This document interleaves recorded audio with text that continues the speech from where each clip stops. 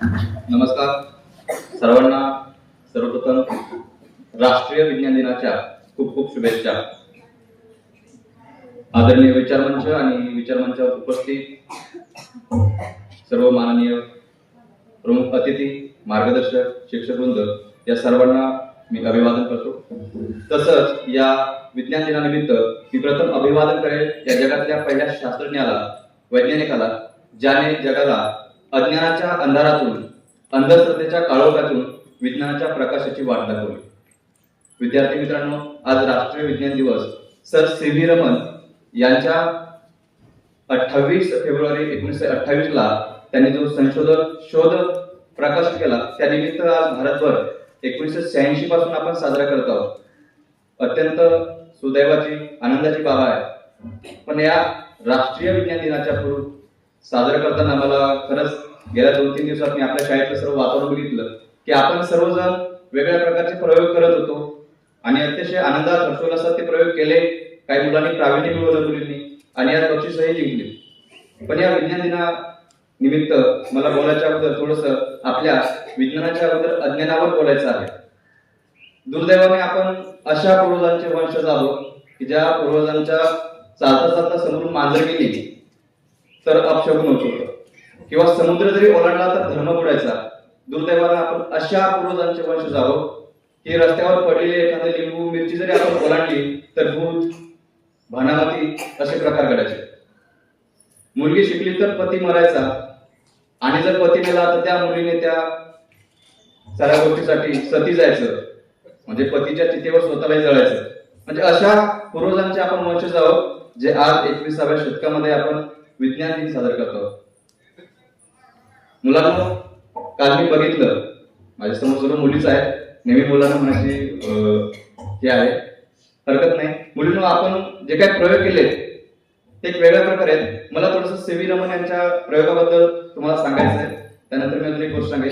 Sir सी.व्ही. Raman 1928 ला त्यांनी जे संशोधन केलं ते संशोधन नेमकं काय आहे त्यावर थोडंसं बोलेल, ज्याला आपण रमन इफेक्ट असं नाव दिलेलं आहे. काय आहे की आपण सहज वरी बघतो तर आकाश आपल्याला निळं दिसतं आणि समुद्राचाही रंग आपल्याला निळाच दिसतो, आणि मग लोकांच्या मनामध्ये असे समज होते की हा समुद्र निळा दिसण्याचं कारण कदाचित जसं आपली प्रतिमा आपल्याला आकाशात दिसते तसं पाण्यामध्ये देखील आकाशाची प्रतिमा आपल्याला दिसत असेल असं लोकांना वाटायचं. पण सर सी.व्ही. रमन यांनी स्वतःच्या बुद्धीने, सद्सत्वी बुद्धीने विचार केला की याच्या मागे काहीतरी दुसरंच वैज्ञानिक कारण असावं. याचा शोध घेण्यासाठी सी.व्ही. रमननी एक प्रयोग केला.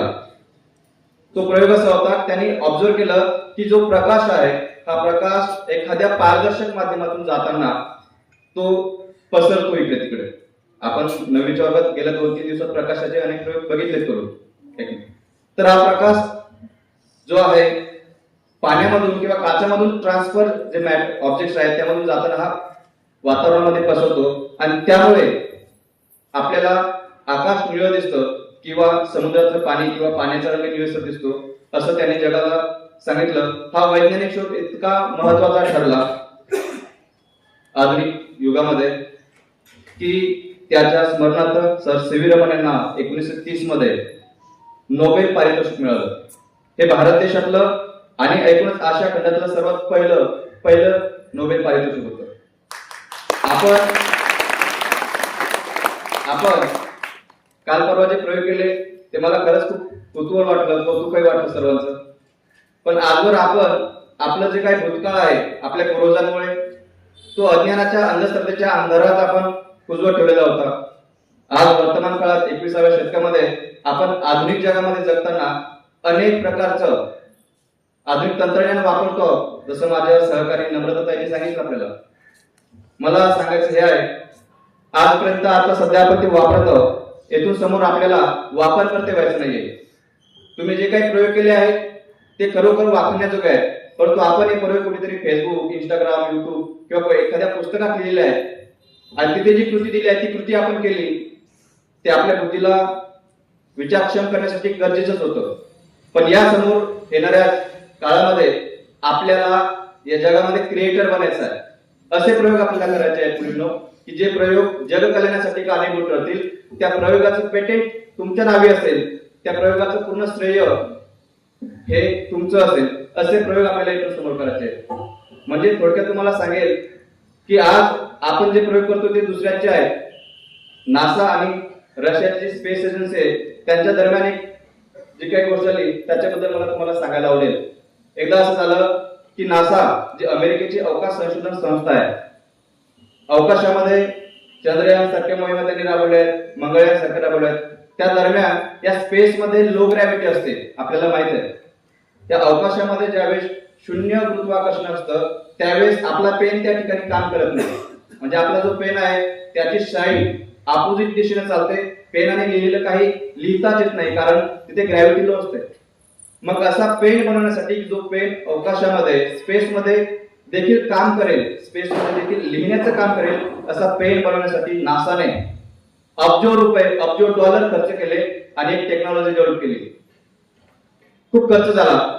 त्याच रोजी रशियातील स्पेस एजन्सीने स्वतःच्या बुद्धीने असा पेन विकसित केला ज्याला आपण पेन्सिल म्हणतो. त्या पेन्सिलला काही ग्रॅव्हिटीची गरज नाही, लो ग्रॅव्हिटी असली तरी देखील ती पेन्सिल स्पेस मध्ये लिहिते. तर अशा प्रकारे आपण आपल्या सदस्य वेग बुद्धीने येणाऱ्या काळामध्ये स्वतः प्रयोग करायचे आहेत, असे प्रयोग जे जगाला दिशा दाखवतील. एवढं बोलतो आणि मी येथे निवेदकांच्या वतीने इथे थांबतो. धन्यवाद.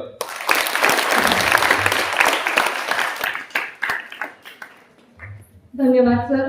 विज्ञानातील खूप अशी महत्त्वाची